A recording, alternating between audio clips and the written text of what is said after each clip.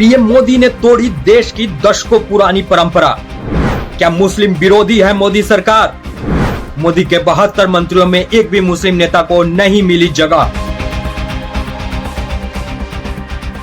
देश में एक बार फिर मोदी सरकार है। पीएम के तौर पर नरेंद्र मोदी का तीसरा कार्यकाल शुरू हो गया है और उन्होंने 72 मंत्रियों के साथ 9 जून को शपथ ली। भारत के संविधान के प्रति सच्ची श्रद्धा और निष्ठा रखूंगा। इनमें 61 मंत्री बीजेपी से हैं और 11 एनडीए के घटक दलों से हैं। लेकिन इस समारोह के बाद से मोदी का मंत्रिमंडल विपक्ष के निशाने पर है। पीएम मोदी के मंत्रिपरिषद में एक भी मुस्लिम सदस्य को जगह नहीं मिली है।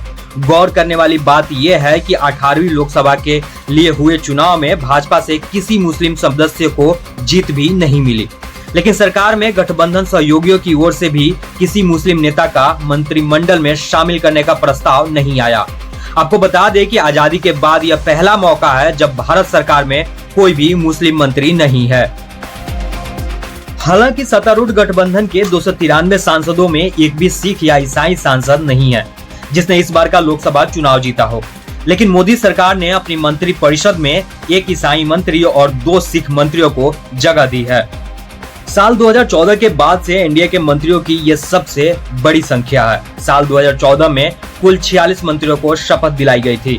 साल 2019 में मंत्रिपरिषद के मंत्रियों की संख्या बढ़कर 57 हो गई थी। बीजेपी के पहले 2 कार्यकाल में एक मुस्लिम नेता को अल्पसंख्यक मामलों का केंद्रीय मंत्री बनाया गया था। हालांकि इस बार ये कहा जा रहा है कि इतिहास में पहली बार ऐसा हुआ है कि नई सरकार के शपथ ग्रहण में किसी भी मुस्लिम चेहरे को मंत्रिमंडल में शामिल नहीं किया गया है। साल 2014 में डॉक्टर नजमा हेपतुल्ला को अल्पसंख्यक मामलों का केंद्रीय मंत्री बनाया गया था। राज्यसभा की पूर्व सांसद नजमा हेपतुल्ला फिलहाल मणिपुर की राज्यपाल हैं। साल 2019 में पीएम मोदी ने पार्टी के राज्यसभा सांसद मुख्तार अब्बास नकवी को अल्पसंख्यक मामलों के विभाग की जिम्मेदारी दी थी।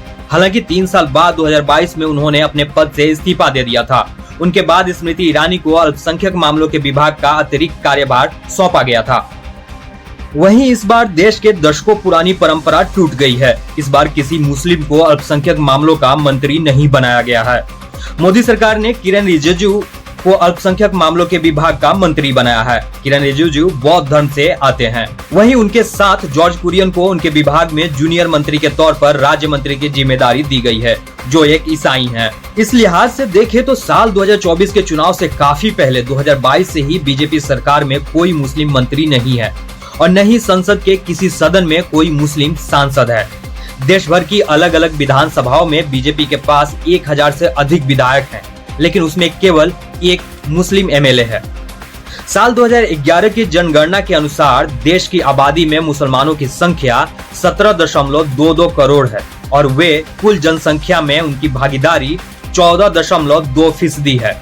18वीं लोकसभा के लिए हुए चुनाव में 24 मुस्लिम सांसद निर्वाचित हुए हैं, जिनमें 21 विपक्षी गठबंधन इंडिया के घटक दलों से हैं। मोदी की नई सरकार में एक दिलचस्प बात यह है कि मोदी मंत्रिपरिषद में कुल 5 नेता अल्पसंख्यक समुदाय के हैं। इन नेताओं में हरदीप सिंह पुरी और रवनीत सिंह बिट्टू हैं, जो सिख समुदाय से आते हैं। बता दें कि रवनीत सिंह बिट्टू किसी भी सदन के सदस्य नहीं है। वह लोकसभा चुनाव में भी हार गए थे। इसके अलावा रामदास आठवले और किरेन रिजिजू बौद्ध धर्म के अनुयायी हैं। वहीं केरल से आने वाले जॉर्ज कुरियन ईसाई समुदाय के हैं। बता दें कि जॉर्ज कुरियन ने चुनाव भी नहीं लड़ा था। माना जा रहा है कि पार्टी अब उन्हें राज्यसभा के रास्ते संसद भेजेगी। वह केरल में भाजपा के महासचिव भी हैं। आपको बता दें कि आजादी के बाद से आमतौर पर कोई न कोई मुस्लिम समुदाय का नेता मंत्री बनता रहा है। ऐसे में इस बार के मंत्रिपरिषद पर सवाल उठाए जा रहे हैं। उमर अब्दुल्ला ने नई सरकार को लेकर कहा था कि यह मुस्लिम मुक्त एनडीए सरकार है।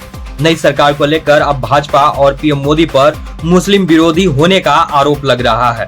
जिस तरह से लोकसभा चुनाव के दौरान भाजपा ने लगातार मुस्लिम समुदाय पर हमला बोला, पीएम मोदी ने खुले मन से अपने रैलियों में मुस्लिम समुदाय को लेकर बयान दिया और अब मोदी सरकार के मंत्रिमंडल में एक भी मुस्लिम को जगह न मिलने से विपक्ष भाजपा और पीएम मोदी को मुस्लिम विरोधी बता रहा है।